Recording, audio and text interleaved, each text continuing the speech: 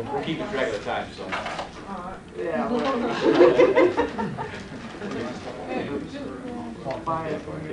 Somebody who got on the lettuce lab and went over and it keep getting that. He was preaching. Okay, we're starting. Yeah, it was really fun. The purpose of our ethnographic research learning project was to see if there was a connection between the Protestant Reformed Church theology and educational philosophy at a Protestant Reformed Christian school, which had grades from kindergarten through the 9th grade. I was stimulated by a class we took last December here called Theological Issues in Educational Philosophy, which was an outstanding course. Everyone should take it.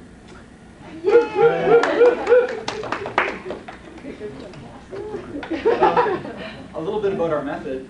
I included in there how we got connected with this school and the general PR community, because that's part of it, and it drew me into it as well. And in getting to know these people, it also gave us fodder for data collection.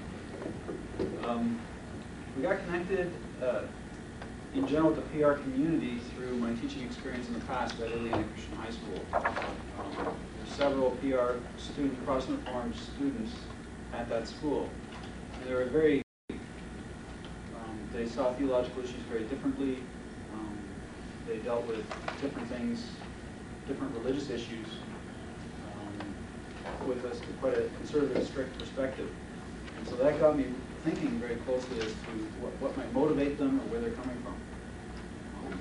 I spent a lot of time with those particular students at the high school, and in that way I got to know the parents. Through that experience, I was able to get involved or actually get into the school. Otherwise it would have been very tight. One of the things that the principal said too is, we don't like too many outsiders coming in. So with a bit of influence there from the children to the parents to that community, I was able to get us in. So we observed 5 different classrooms. We wandered through the school a bit as well. And we conducted 5 interviews with various teachers and the principal. That doesn't include the 2 other times when I was able to make contact with the principal earlier on. That's part of our data as well. There were 5 major themes that we were trying to look into to see if there was this connection between their theology and their educational philosophy. And so the first thing on our finger was, how does the church relate to the school? What is the relationship between the church, which is on the same property as the school? How does that influence, or is there a connection between those 2 institutions? The second thing is we try to probe into their educational philosophy. What do they think about education? What does it mean to know? What are some of the methodologies that they use to teach their subjects? Thirdly, we were looking to see is how they measured academic success. What was their measurement technique that they used? Fourthly, we were interested in the relationship between the students and the teachers. What that looked like in the classroom, both formally in the classroom and informally in the hallways. And then finally, we were interested to see how they were addressing the challenges of a changing culture. And the timing of this was, quite interesting in light of what has happened in Littleton, Colorado. And again, if you can understand this Protestant Reformed Church's kind of general philosophy of the world, that they're very protective of their community. And so, culture changing, it had, in our view, it had to have some impact on the way that their theology was developing as well as their educational philosophy. I came into this with some false expectations myself as well as Dave. Understanding this community from my experience and communicating that to Dave, some of the false expectations were that we expected kids to be in uniforms.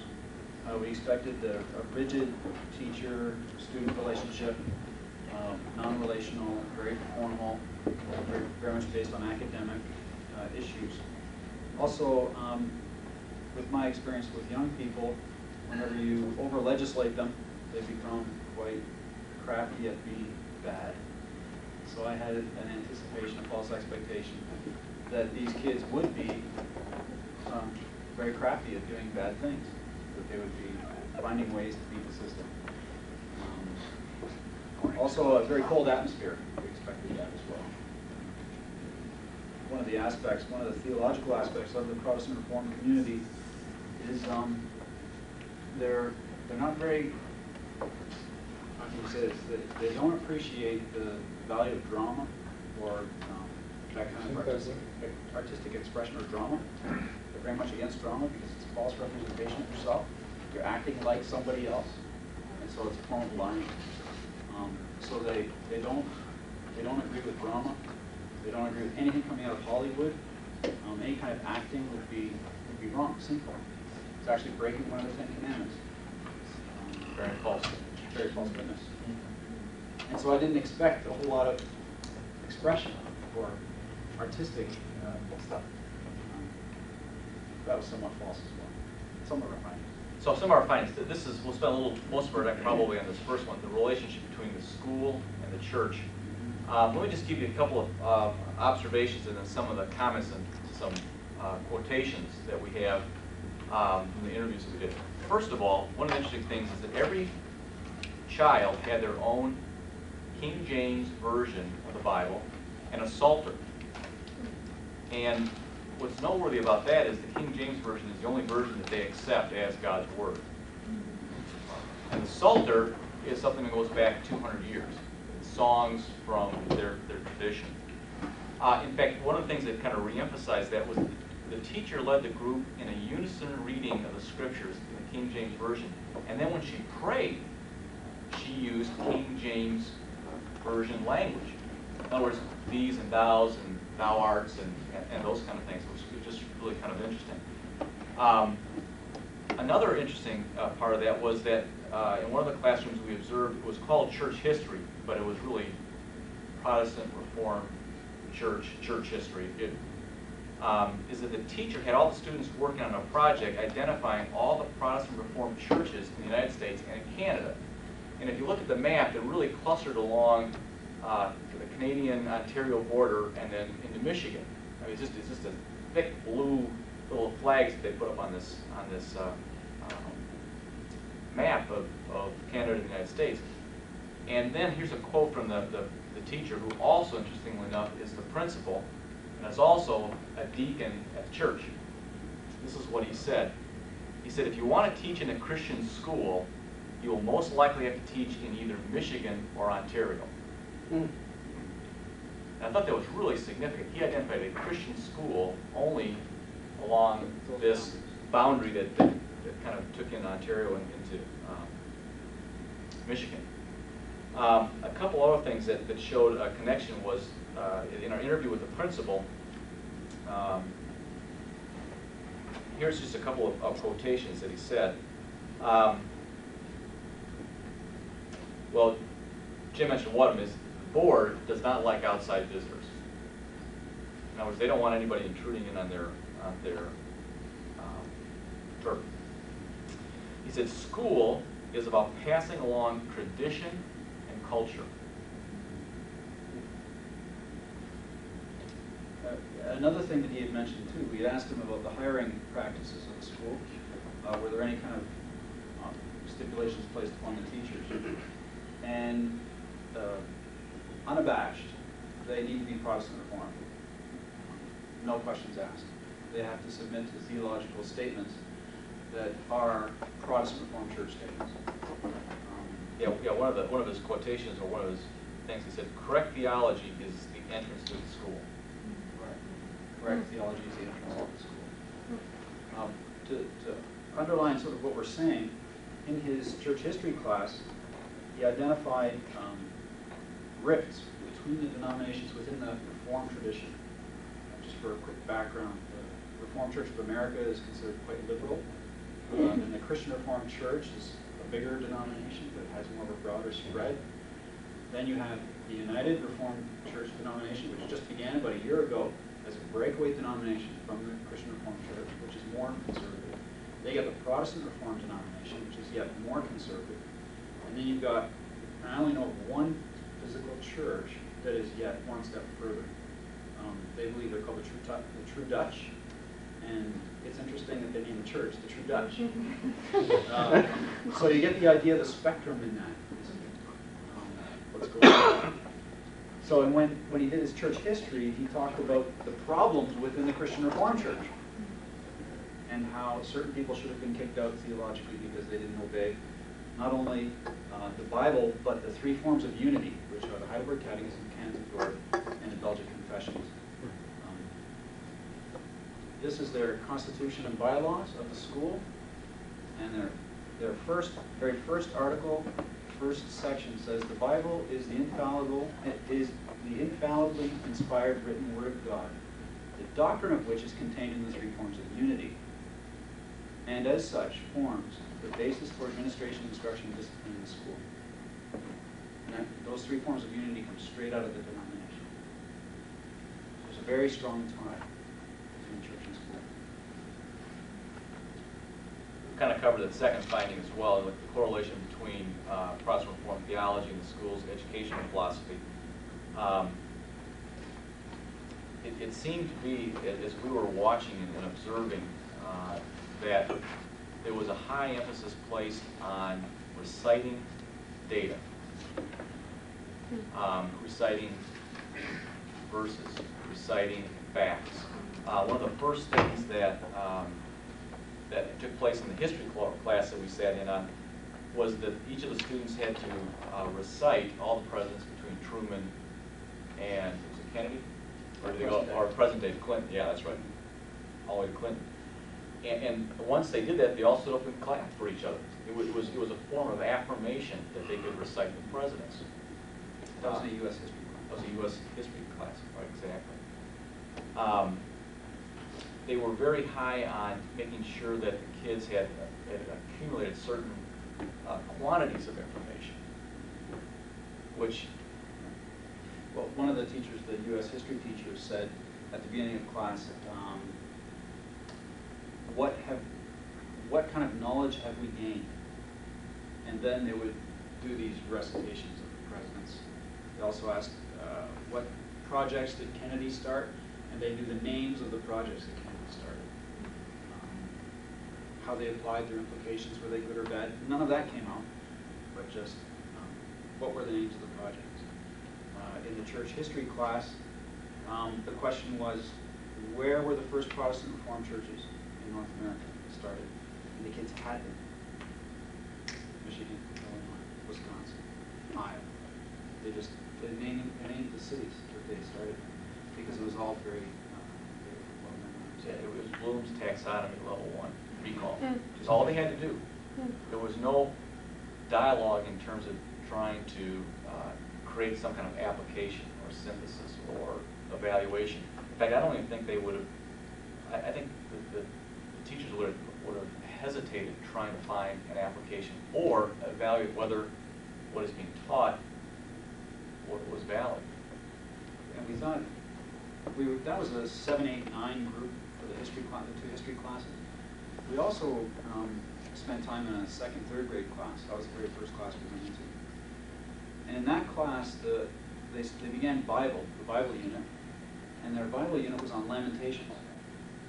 And immediately, as soon as the teacher said, turn to Lamentations 3, 23, I forget the passage just on, she would ask grade 2, spell that, or grade 3, spell that. And they would spell it. Now the younger grade had a little bit tougher time, but they could spell it. Who wrote Lamentations? Da-da-da-da. What does the word lamentation mean? Recite the verse. And that's the way it was. And if they were able to do that, the girls were given beads for a necklace, and the boys were given beads for a keychain. Right? Now, it's interesting that the teacher looked at Jim and I and said, and in the teacher, I put in my notes here, used very strong language to emphasize that the boys were making keychains and not necklaces. Right. Trying to make sure we understood that. Very clear distinction. And that goes back into the theology of the church, where women are not allowed on boards. They're not even allowed to vote in their communities. Very strong male-dominated society. And part of what I didn't know as much obviously about this particular theological tradition as Jim did, but this is a tradition that places a high value on the ability to cognitively know its doctrine. Whether or not it penetrates the heart is irrelevant. In other words, I was talking to Jim's wife after we had kind of begun to digest some of this after our observation, and she said, that the PRC people that she knows, they swear like sailors, they drink like crazy, they have nothing behavioral that would indicate a commitment to their doctrine, but they use this language over and over about being the covenant people, the elect. Now that goes beyond our data to some degree, but the principal smokes a pipe, and pictured so in the yearbook, in the 25th year anniversary book. And I'll let you think about what this could mean. They have a timeline here. The school was begun in the early 60s, physically built in the 60s. The minutes of the board meeting 1958, June 25th, says Mr. E. Buter is going to bring the jug in the next meeting. So we are left to understand what's going on there. But they're celebrating.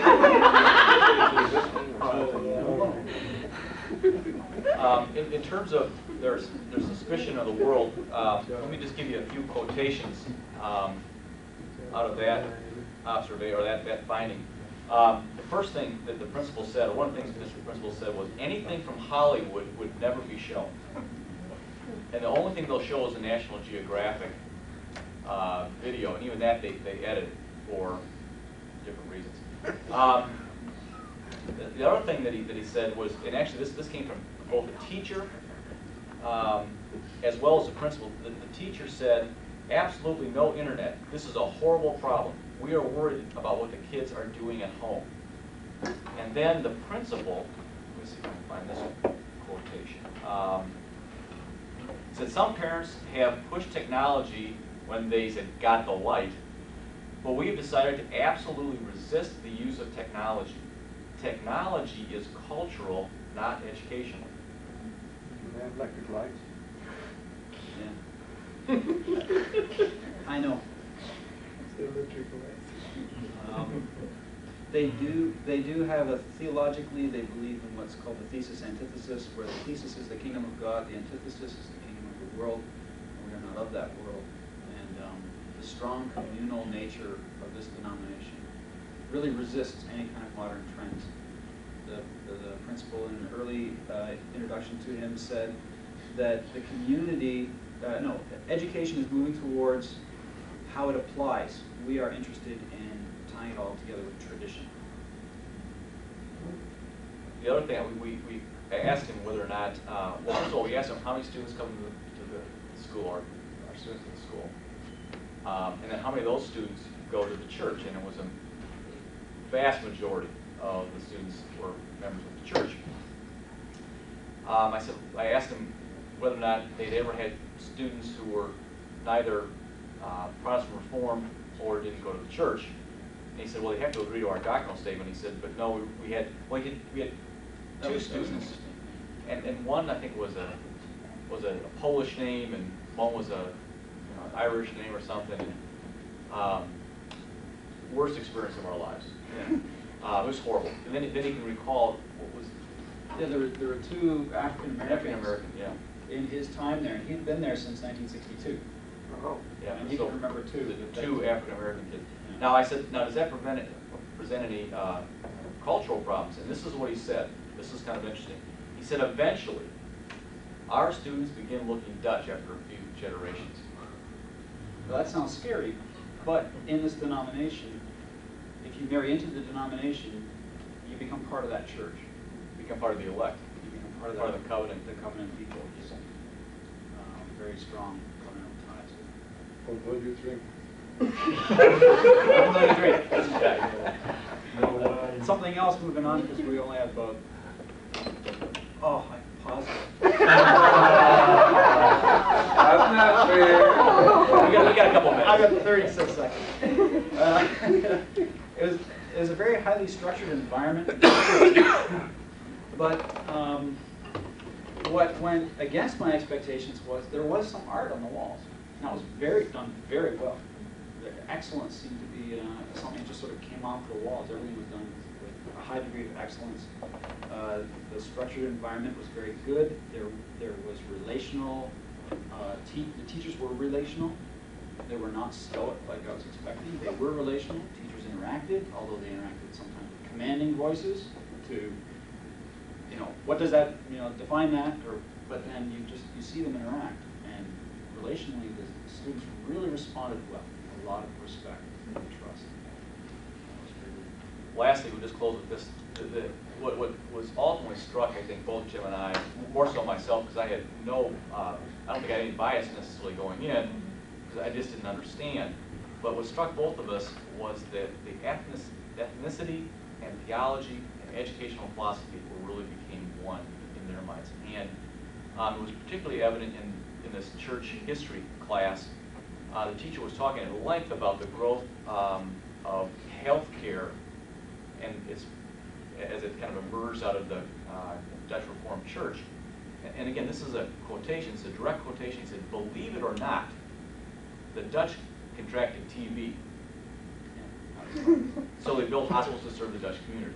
Right. In other words, it was just almost hard to even believe that this pure race could have contracted a disease such as TB. But since they did, we theologically felt it was important for us to address the issue, and they built hospitals and take care of the Dutch. Questions? No questions, no comments. I know you'd like this one particularly. I do have to say, disclaimer, this is a very small portion. I'm in the Reformed Church of America. I was in the Christian Reformed Church, and this is highly shunned in most denominations. Okay. Yes, I would hear maybe view from since theology is the basis of this research, where would you put it?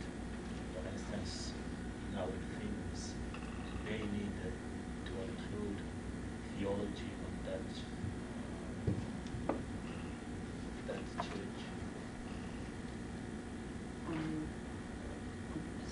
Say your question again, I'm not sure what Okay, your concern is. On your themes? On Yeah. themes. They need somewhere to deal about theology. Because that's okay. it seems to be the basic component. Did you, were you conscious that theology may be a factor going in? Yes. And you did identify it in your purpose statement? Yeah. So, Susie is probably correct that it Right. probably should have appeared as one of your things. Was it sort of subsumed in the church? Yeah. But it probably should have been. We could be more direct. Clearly stated. So we say, how does church theology relate to the school? Although the argument, coming back at that, the argument might be that the theology issue is so pervasive that it's part of everything. That's one of our findings is that it's so woven Yeah, together. the conclusion, in the end, he said, the theological position that PRC directly controls the educational practice. This is evidenced by the building structure, the way it's built, and the way it's maintained. The tone of the teachers in the class, in other words, the tone of their voice, the curriculum and the measurement of that curriculum, and the very atmosphere. I mean, just breathing the air, you felt like. See, and I didn't feel that. That's but not they very did. scientific. It's not scientific, it's an observation, yeah. That's the observer comment thing. That's right.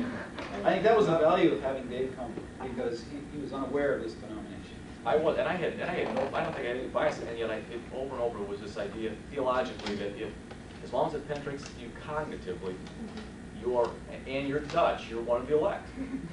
And that's presumed then in the way that they practice education, how they determine whether or not you know church history or mathematics or biology or different subjects. So. You guys mentioned about the building, that We didn't have a time to couple of mention that, times, but yeah. and But what's, you say the building was, so obvious, but you kind of say Right. about the building, how's the building, or? It was shaped like an L.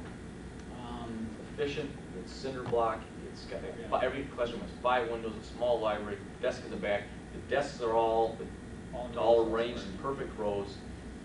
Every classroom had a piano. Every classroom had a piano. Every classroom would play the piano or sing.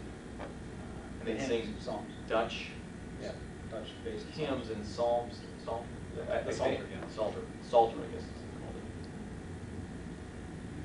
I was wondering if I could just support what Jim was saying about being in CRC. My wife grew up in the CRC. And so I asked my father-in-law about the school and the church. And there was an immediate response, very restrictive, very tight, very controlling. I was wondering, when you talked about when the principal said Christian schools up in Ontario and Michigan, was there any body language or anything else he said that indicated to you of what he was implying, that he realized that? That was part of a bigger implication. In other words, 100% of the students go on to Ileana Christian, which is a reformed private high school. Yeah, it's just, and I think there's a presumption that since you are part of the covenant, that some of you will teach, and some of you will teach in a, the only option is to teach in a Christian reformed private school. One of the teachers we had interviewed went there as a grade school kid, and as a junior high kid, and went to, I guess, Ileana, and then he went to a Dutch Reformed college, Well, and now he's back. that was the question. Where did the teachers go to college? Yeah, and this was interesting because I kind of refocused in our interview with the principal. In the middle of talking about curriculum, the need, and the Christian perspective and the foundation of the school, we asked where he went to school, and he went to Purdue. And some of his teachers went somewhere else, like to secular universities. And we asked him about that. How does that work with the belief of Christian education and yet going to secular university? And he said, this is where we discovered this whole thing that if they're going to teach here, they have to be in agreement with our theology or else there's problems. And to be in agreement with the theology, they have that very clear. So what happens is they become members of the Protestant Reformed Church. And under that membership, they're saved. Because a part of the membership of the Protestant Reformed Church is that they sign the form of subscription, which means, well, not members, but as elders, deacons, as leaders, they will say that they will not go against the 3 forms of unity, Belgian Confession, Heidelbergite, and Support. So then they're safe. So as soon as they go against that, they're not. Right. And I asked them, I said specifically now, I said, if there's a student that wants to come to this school, can they come to the school and not go to your church? And his response was, well, yes, but if they agree to our doctrinal position, then why wouldn't they? It was inconceivable to him that you could even agree doctrinally without going to that church. Having said all of that, is that not good Christian? Like, whether you agree in theology or not, isn't that what we're supposed to do? Read theology with our educational practice. And why did the art catch your eye? Because I didn't expect it to be there. And it was None very at good all? art. Well, there was, yeah, there was, actually, there was. And there was very, very good art. I didn't expect it. Do they do any kind of sports activities, or? They do some sports, not very much. They want to shy away from competition. Yeah, we asked that of several. Any kind of physical activity is to help the kids build community. And they're trying to include those who would be loners, so that all the games are controlled. I mean, they're Even at recess. Even at recess, everything is done as a group, so that the kids who feel somewhat separated will be included. Nobody's allowed to play on their own. Did the principal's office have any kind of computers? Principal's office didn't, from what I remember. The library does have a computer, but they don't have word processing. Word processing doesn't qualify for technology. I'm wondering about, I'm sitting here pondering whether the ethical issues in this report. We came up with, Cheryl and I came up with, faced some major ones in our report that we'll describe. Clearly, if this was an ethnic group, you'd have some major ethical considerations. Now, here's a religious minority. that is significantly different from the majority, how do you reflect upon your ethical responsibilities in making this report? I have no conclusions of my own. Right. I just came up with the question. I think to a certain extent, I mean, I think that's a good question, and I actually pondered that myself. I started out looking at all the kids, as well as the teacher and the principal. They're very Northern European looking. Not European, Northern European. So they all look alike. And all the quotations that I gave you were his words, not my words. I'm not even interpreting it, I don't think. Or maybe I am now, with all you, but when he says things like, eventually all of our students begin looking Dutch, he's telling me, this is how I view it, this is the way it is. And if I'm reporting that, I don't have an ethical issue to deal with. I wonder, is your motivation for your question driven by how you report? Because we're running into that. Okay, I would even say, Jim and I both said, this guy, he'd like this report. He would like it. He'd say, that is accurate. Because they are a self-perpetuating community. And they agree with that. You may be bothered by it. Gabrielle might be bothered by it. He'd say, yeah, what's the problem? Okay. Do we have This is what we do. You go to your school, you put ours. Yeah. This is why we handle them. Well, I have, I guess, yes, because when I read PR, I read Puerto Rico.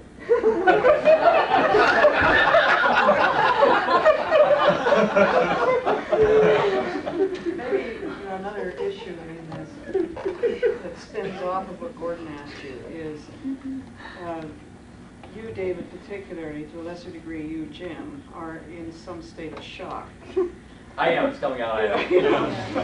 And now you need to write a report. Let's just say, for sake of argument, you were doing a dissertation that studied minority groups of this sort. Now you have to analyze your findings and report your conclusions.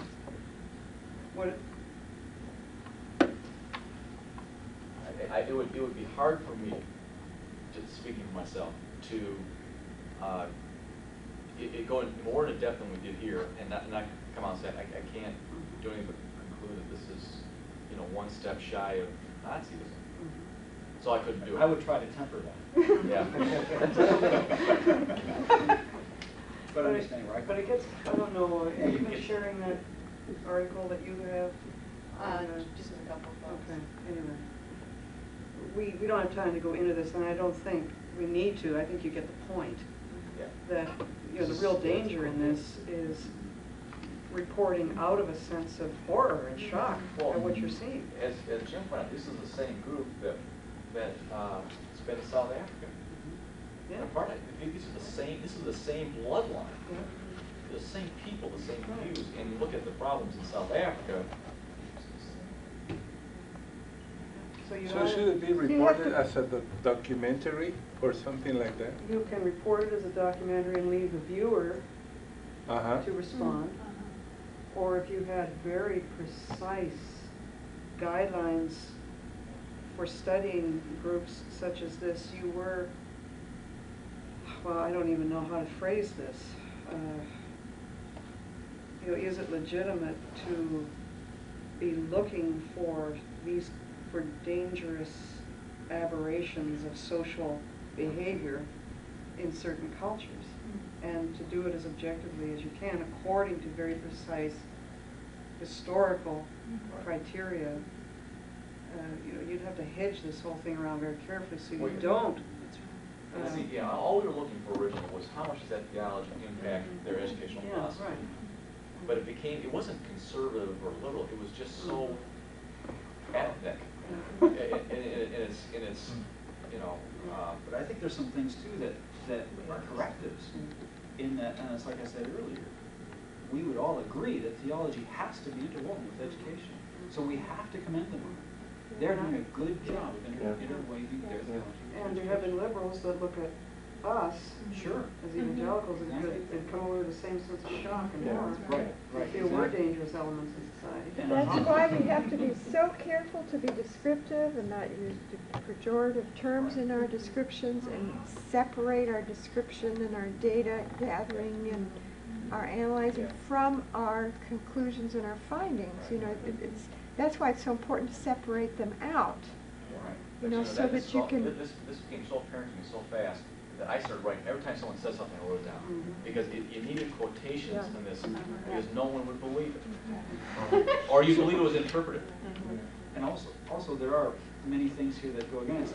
We clearly express our false expectations.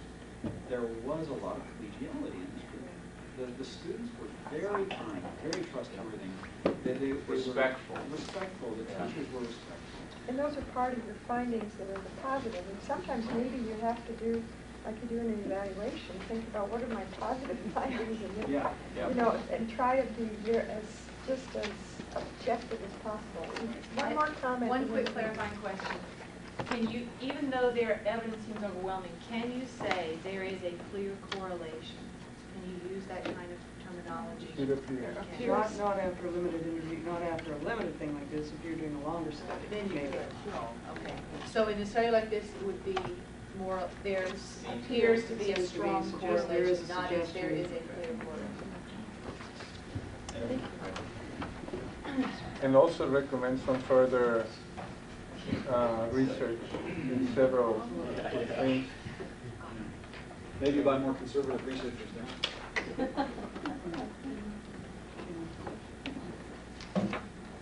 I'm This is the kind of date We'll finish it. and you can have all of America. I think we'll see this.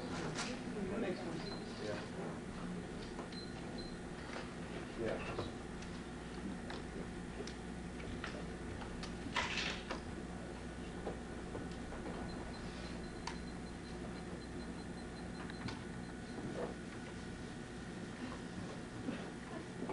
Because it needs to get a As long as we want.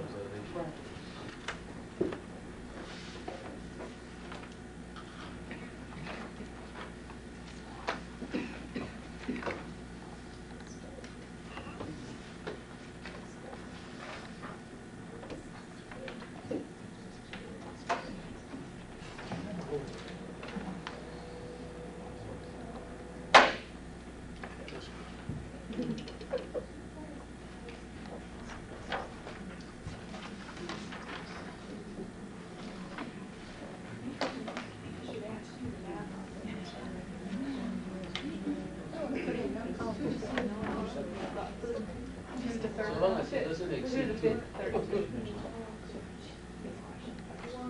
Before they get started, that second handout that we gave you, the one that's stapled together, Yeah. that's part of their history class, the church history class. It indicates a bit of the theological perspectives that they taught in history.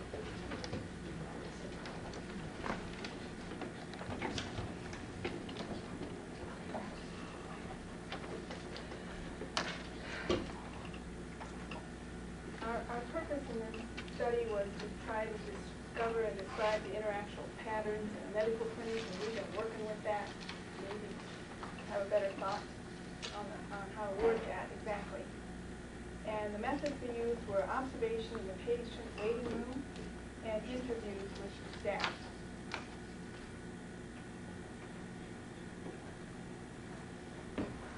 This is a diagram of the patient waiting room. It's a large room, very well lit with sun windows, and the number of seats in it are 2 to the 5th power.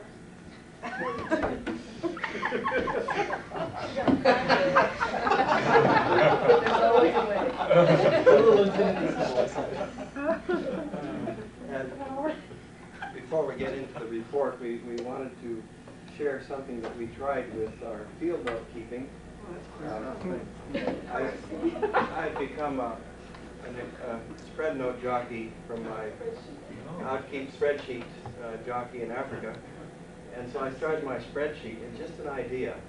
We gave every entry an order number, and then we used this column for observation A, observation B, the second, third, fourth observation. And then we put our codes here. Now, with the spreadsheet, then we could sort, and we could get all the PAs together, and we could get all the PATs together, and so on. So then go and do the underlining And it seemed helpful to us. I don't know, never done anything like that before. It seemed helpful to us. So if you love your computer like some people do, use a spreadsheet.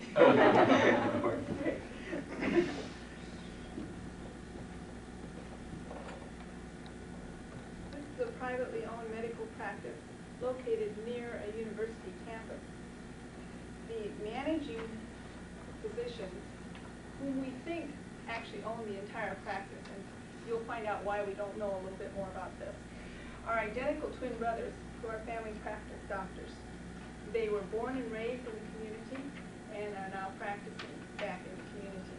There's also a family practice osteopath and an allergist physician whom we have never laid eyes on, and we've been in clinic a number of times. So I don't know whether, that's why we are thinking perhaps that the two brothers actually own the practice and the other two just come in and work there a few hours a week. Their names are listed on the board, however. There are also 3 part-time clinical psychologists who share a single office and counseling space in the clinic. Now, the clinic is used as a teaching site for nursing students at the nearby university. So we found this helpful because the doctors were very positive about research and said it happened there all the time in their institutions. They had no problem with the idea of research. There's a dental office and some other things that are listed there.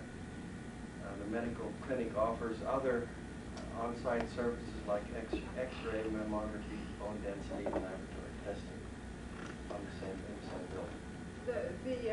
The practice also contracts to provide the medical care for the university dorm students, and they have a small on-campus office with nurses for the students there, and where the doctors or nurse practitioners go to see students.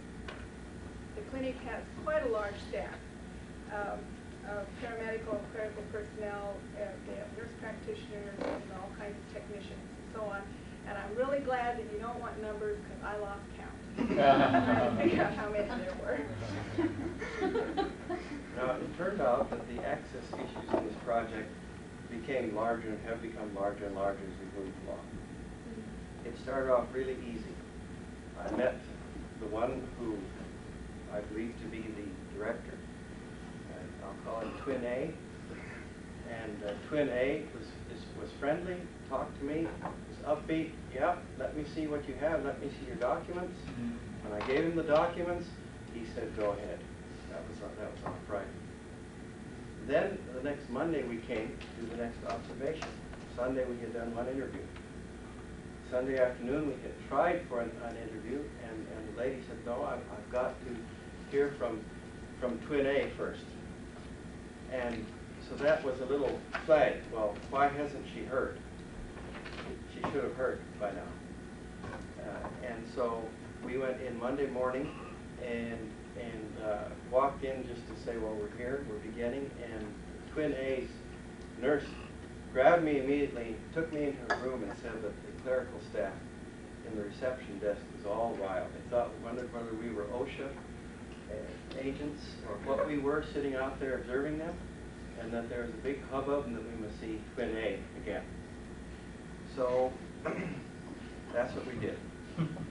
And we discovered that apparently the medical director had not informed the staff or the other physicians about the project. The directorship, I learned then, had passed from Twin A to Twin B. That Twin B was now the director. They handed back and forth to share the hassle. But Twin B was now the director of the place. But I hadn't known that. The clerical staff had become somewhat upset. The new director, Twin B, wanted more information. He turned out to be a medical ethics jock who lectures on that frequently. And so he had big ethical questions. I could sit down with him and work out the ethical things. How were we going to protect the rights of those people in the waiting room? And both the former and the present directors verbally affirmed their desire that we continue, but we had to take some extra steps. So I talked with Twin B at length on ethical issues. He seemed satisfied, but he needed more time to talk with the staff and get them calmed down. And so that was Monday. We said, well, we'll not do anything today. We'll give you until Friday.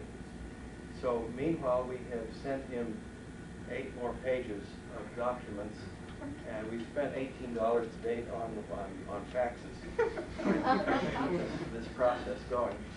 And I think it's going to work, but the access, we have something more to say a little later on about the access.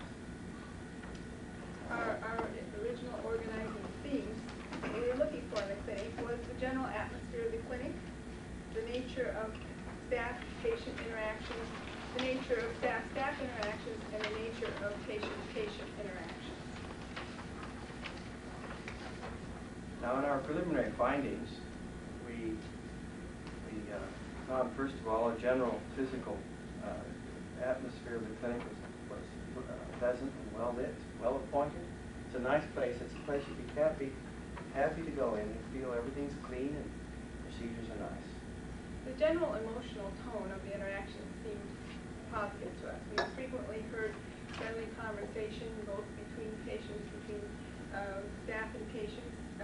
When the patients, sometimes the patients would walk in to the secretary's desk to check in, and they would be greeted by name, or even asked, how was your vacation, or some such thing. There was a lot of smiles between staff and patients. One interaction I just loved was one older man was sitting there waiting, and another older man walked in to take his seat, and the first one said, well, how you doing? And the second one said, how do I know? That's what I came here to find out. And they both laughed. You know, a generally positive interaction. The patient flow seemed to be handled very well. As we could tell, people moved easily. There didn't seem to be any big congestions. When there was a big lineup at the reception desk at one period, it seemed like the people behind the desk processed those people promptly and got them out the door in reasonably good time. The working relationship seemed very harmonious for the most part. The staff, both clerical and medical staff that we observed, had very relaxed body language. There were a lot of smiles. The one interview we did, the person said this was a non-stressful atmosphere in which to work. She appreciated the fact that it was non-stressful. The doctors are respected by the staff for their clinical expertise. The one interview that we've done thus far emphasized that point. She spoke of previous doctors and mentioned some cases of malpractice with them. She said that she had never seen anything that she would rate malpractice with these 2 guys. Or a misdiagnosis. Or misdiagnosis. The communication of clinic procedures is sometimes poor, as evidenced by our access problems. And also in our interview, the person said that she had not heard about the new retirement plan until she just kind of heard about it by accident. 6 months later or and something. she said she missed 2 quarters of payments into the plan just because she hadn't been informed. And she has worked in this clinic for about 20 years. So when the new plan went in, she just somehow missed it, and nobody seemed to worry about that. In our first interview, we heard statements about a little bit of tension between nursing and clerical staffs. We don't know how to characterize that yet. We called it in our notes a lack of understanding. So we struggled with the exact time. But between those 2 major sections of employees, there's something there that we need to explore further. So there are so many secretaries, I just don't know how they keep busy. I don't know what they're doing. Of course, the secretaries would say we're grossly overworked. Probably. But the nurses, there's too many of them. It's all computerized. What do they need so many of them for? The managing doctors see the clinic as an opportunity for Christian service to the university and community. They try to offer as many services as possible because they say, we know that the people we serve are busy academic sorts that don't have time to run a half an hour to the nearest hospital to get an x-ray. So we try to offer as much right here at our clinic. They also seem quite flexible in in their offerings. When there was a student survey done that said the students didn't like doctor's bedside manner, you know, too rushed and hurried and that sort of statement came out from the student survey. The doctors then hired a couple nurse practitioners who are the first persons to see the students and are only referred to them for problems that need to be treated by the doctors. So they seem to be quite responsive to the needs of their community. Now the staff, we noted, is monocultural. People look about like us. But the clientele is highly multicultural. We believe the first group, the largest group, is still the white group, but then there's a strong black group and a strong Hispanic group too. Though we certainly didn't keep any numbers. But it was even a much wider multicultural group than that. We had expected to find a generally positive atmosphere and good patient relationships. It's a very busy, very large clinic, and usually you only have that if you're getting along pretty good in your community. And so we expected to find that, and we did find that. We know some of the people socially to be nice, friendly people, and so we expect to generally continue working relationships, and thus far the evidence points in that direction. Maybe our additional observation interview will show differently, but at this point that seems to fulfill our expectations. Well, the other thing on that is that we did, a lot of the staff there have been there for many years. And staff don't usually stay in a clinic position like that unless they have generally good working relationships. We did have quite a few unexpected insights for us. Yeah. Well, the first and foremost is the communication difficulties within the clinic. The access issues really raised that to us.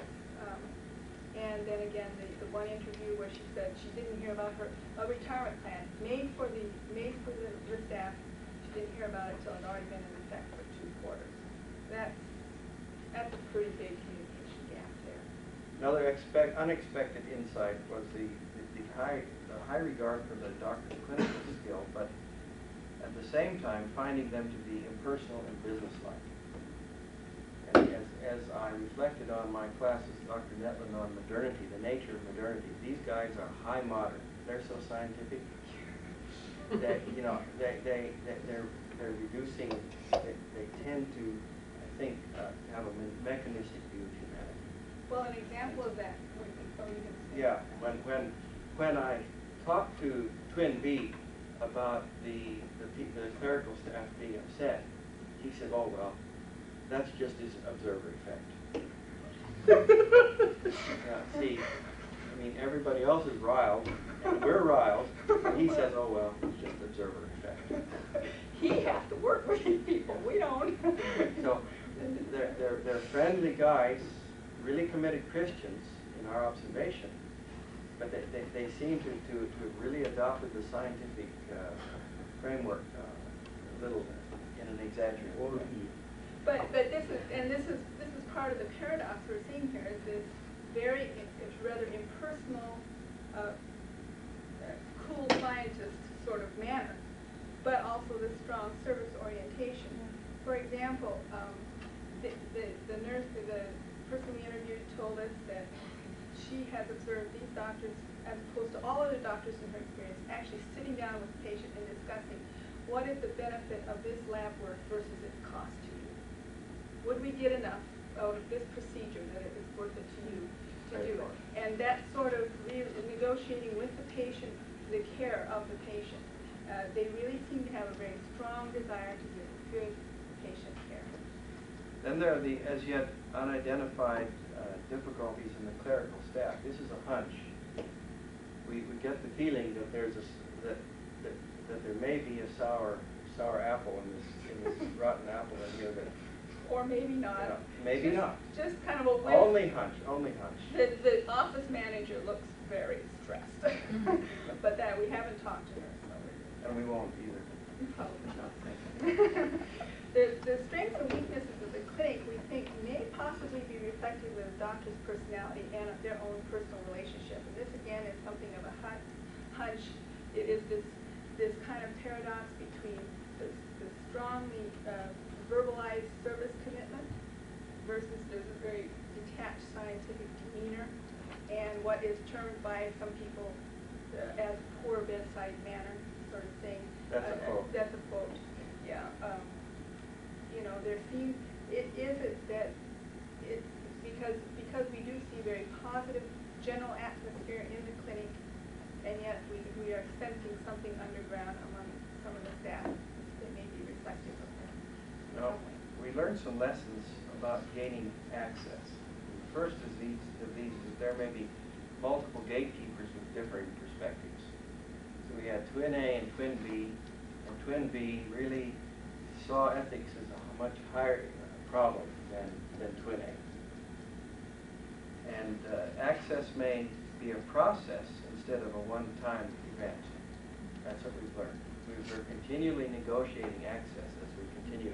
We may get booted out tomorrow when we go there. We may. We might be headed for the cafeteria.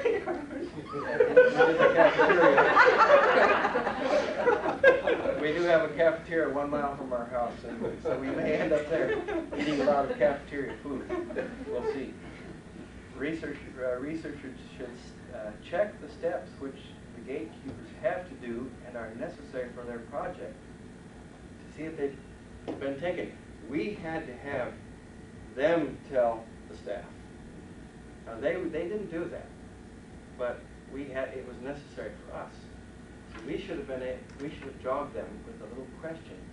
Say, has the staff had a chance to learn yet?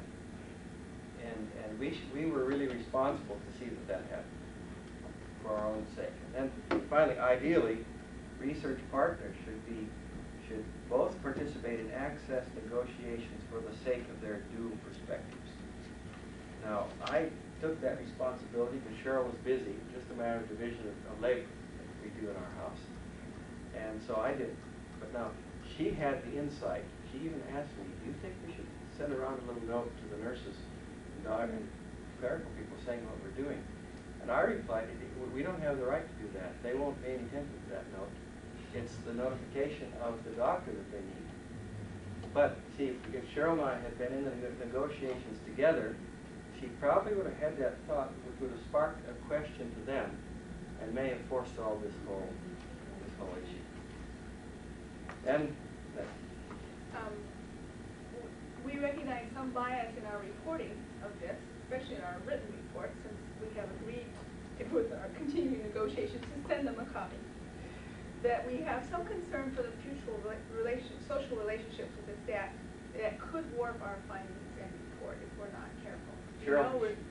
We're so concerned about how we're going to say everything that we don't, that it might warp what we actually end up saying if we're not really careful. Cheryl caught me in some of that. I was phrasing a letter that I faxed, and she caught me in it. I was soft pedaling things and being much too easygoing, trying to get along well, trying to continue the access, and I realized that at that point my negotiations were being warped by my concern for future social relationships, and so she helped me. We took those sentences out of the fax and went. Finally, the acquaintance may simplify access, but complicate research and future social relationships. That's possible. So we're really thinking about taking chocolates with us. After the research is done, we're going to give some chocolates to that clerical staff, because we want nice treatment next time we go in there. If we ever see them socially, and it's possible since we live in that community, then we would like good relationship. On the other hand, we expect to be honest and fair about what we say and report accurately what we see. And given that our doctors here have scientific detachment, we presume they'll read it with that point too. Sure, very good. Thank you. Yeah, it's great to see it working together. Thank you so much. The study is intended to describe the interactional pattern in that medical clinic. However, I found that your data are just focusing on medical personnel perspectives. And my question was, would not be better to take also some perspective from the patients in that clinic? If you look at our organizing themes, it's there. Yeah. And we haven't discussed it much because we're so early in our research. And we think that our further observation interviews will uncover that. From the patients? Well, we're not interviewing patients because that the doctors felt that would be too complicated. To go with them with consent forms and say, can I watch you while you're sitting here waiting to have your broken leg fixed, you know, was too complicated, and we stayed away from that. So we know that that will limit us a bit, and we should write that up. Was that a delimitation? That would be a limitation. Limitation. Because you're delimited to doctors and staff. Okay. So it should be written in the purpose too. If you were doing a dissertation on it, yes, Like- where the like- exercise and The patterns. oh, I see what you're saying. Yeah, the But patterns of we are interaction among observing- doctors and staff. We are observing some patient patterns and patient-staff patterns as we observe their interactions in the waiting room. And I gave you the example of the two older men who had talked. So we are getting that general observation of patient. We have a lot of that. We haven't used many examples, but we have a lot of that patient-to-patient stuff. After sitting already. 8 hours in that waiting room, we're likely to have.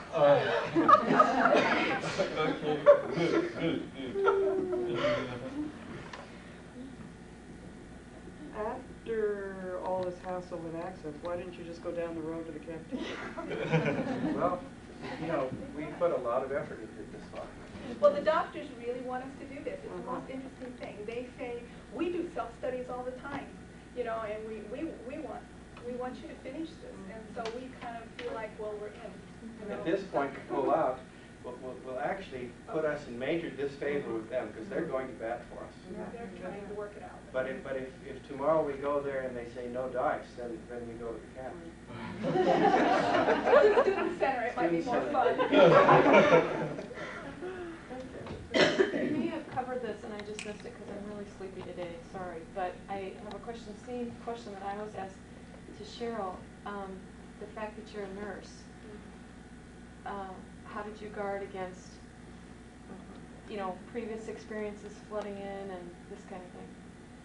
Well, I can't say I used to be a nurse, you know, because I haven't done any nursing for 20 years, but I still identify myself as a nurse. So you're right, in a way I identify with the nursing staff.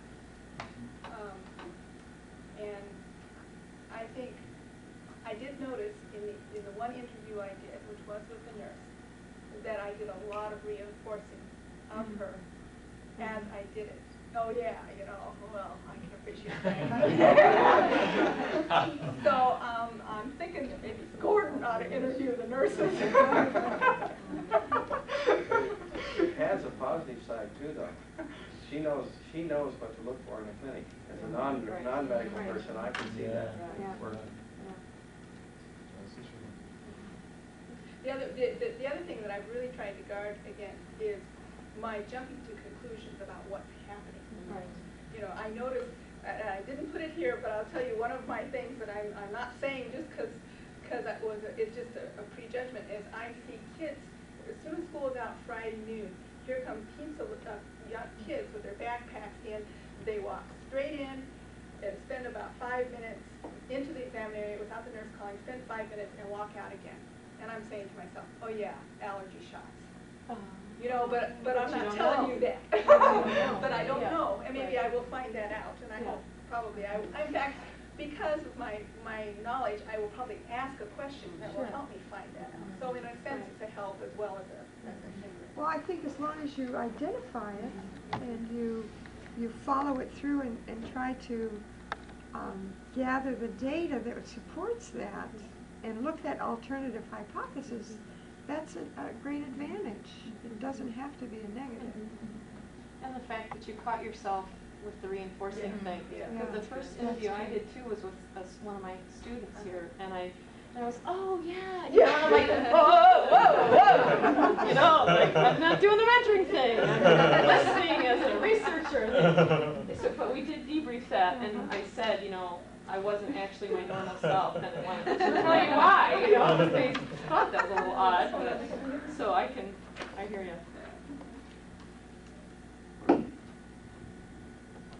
Y'all want to go home? Just one thing, I'm just trying to think of this report in terms of handing it into Ted. A lot of your outlines here have expectations fulfilled, unexpected insights, which is fine for purposes of this experience. But this is maybe a minor point, but think about it. Ted is particularly interested in your findings, like statements of your findings. So there's a sense in which if you could untangle the findings from what you might want to say as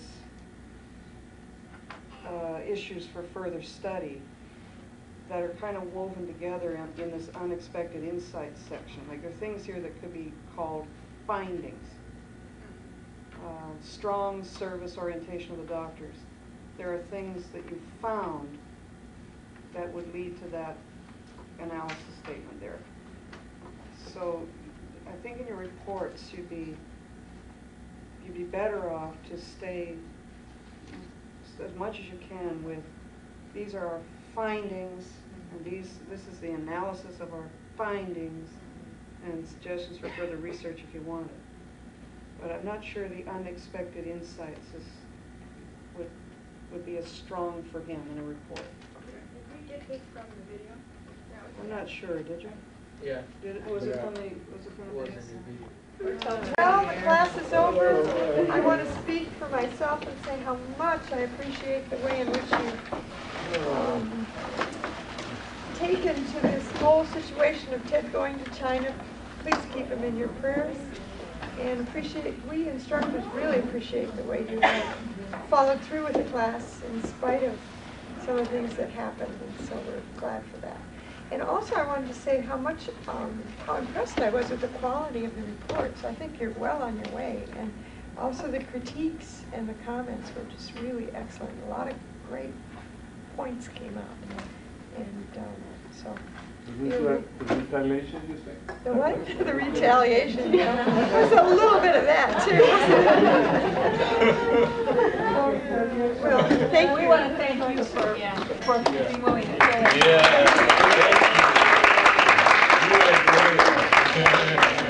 Told Carrie we're going to meet Ted at the airport. We're going to give him a great hug, welcome home, and then kill him. When is he coming? Sunday night. May 9th. Muriel,